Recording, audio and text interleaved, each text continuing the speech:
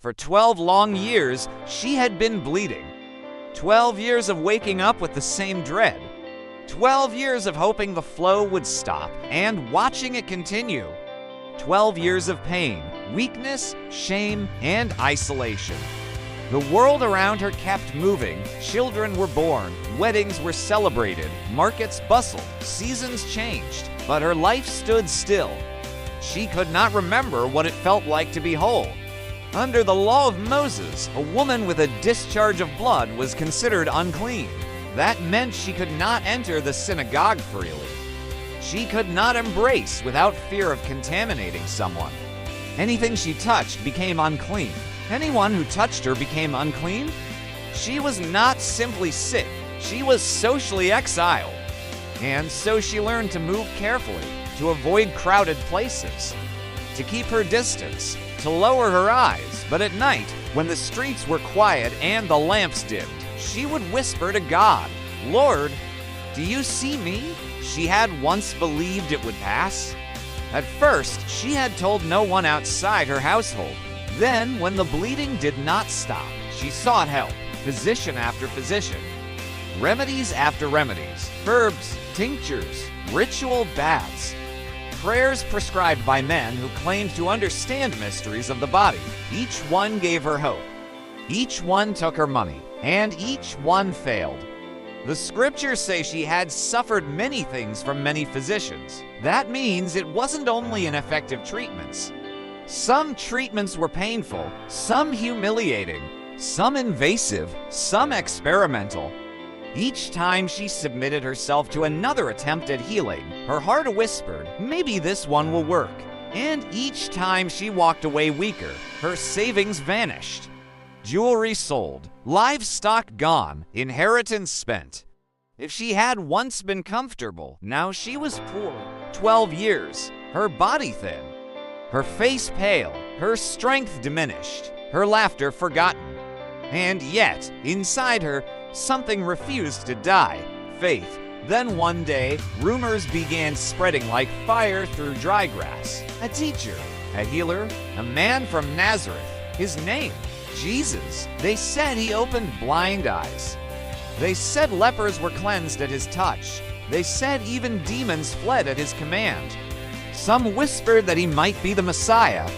She listened from the edge of conversations, never drawing too close.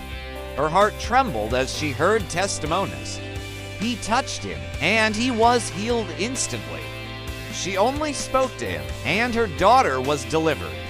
He has authority like we've never seen.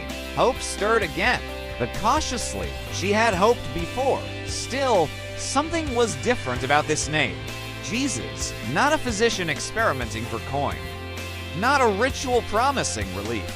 This was power, pure, undeniable, and then she heard he was coming near her town. Her pulse quickened, her hands trembled. The logical part of her mind protested. You cannot go, you are unclean, the crowd will be thick. If you touch anyone, you defile them. But another voice, quiet yet strong, rose within her. If I can just touch his garment, I will be made well. She did not need him to speak to her. She did not need him to look at her. She did not need a public declaration. She believed there was power even in the fringe of his clothing. On that day, the streets were crowded. Jesus had returned by boat, and people rushed to meet him. A synagogue ruler named Jairus had fallen at his feet, begging him to heal his dying daughter. The urgency in Jairus' voice moved the crowd to follow. Everyone pressed in. She stood at a distance, watching. This was her moment. Her body was weak, but determination strengthened her steps. She wrapped her shawl tighter around her face, blending into the mass of bodies. Each movement required courage. If anyone recognized her condition, she could be rebuked, shamed, even driven away. Her heart pounded as she stepped closer. There he was, not taller than other men, not dressed like royalty. Yet there was something about him, a calm authority, a gravity, as though heaven itself moved when he walked. The crowd pressed tightly around him. She was jostled from side to side. Someone's elbow struck her shoulder. Another's sandal crushed her foot. She nearly stumbled. This is madness. Her fear whispered, "Turn back," but she pressed on. If I can just touch his garment, the tassels of his robe, the fringes commanded by the law, brushed near her reach as he walked. Just one touch. She extended her trembling hand. Her fingers grazed the hem of his garment. In that instant, before she could even pull away, something happened. A surge, not visible, but undeniable. It was as if warmth flooded her veins. The constant flow, the draining weakness she had known for 12 years has stopped.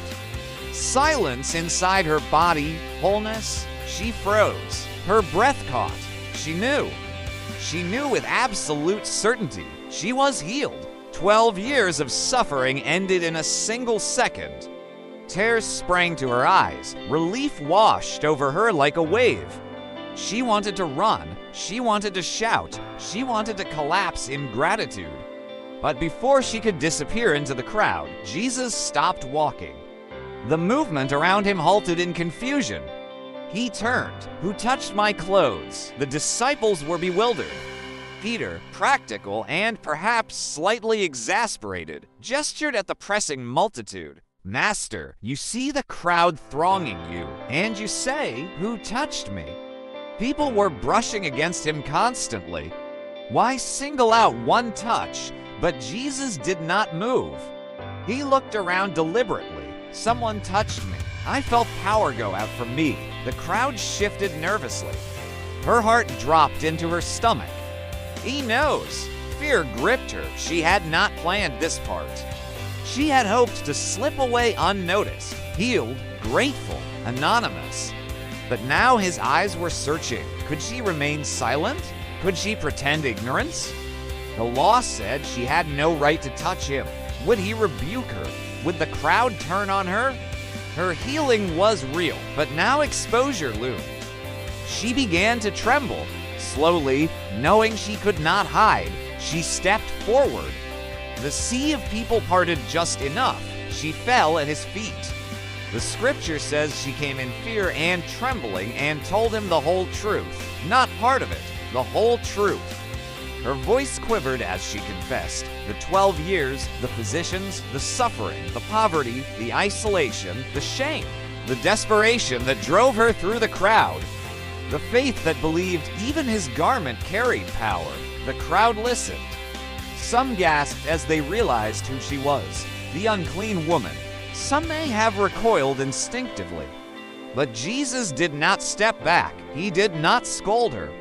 He did not speak of defilement. Instead, he looked at her, not with irritation, not with disgust, but with compassion so deep it must have felt like sunlight after endless winter. And then he said a word she may not have heard in years.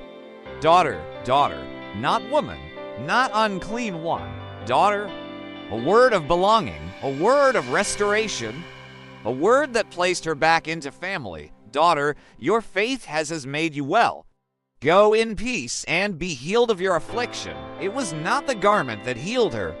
It was not magic in the fabric. It was faith.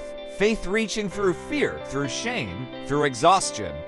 And now, not only was her body restored, but her dignity was publicly affirmed.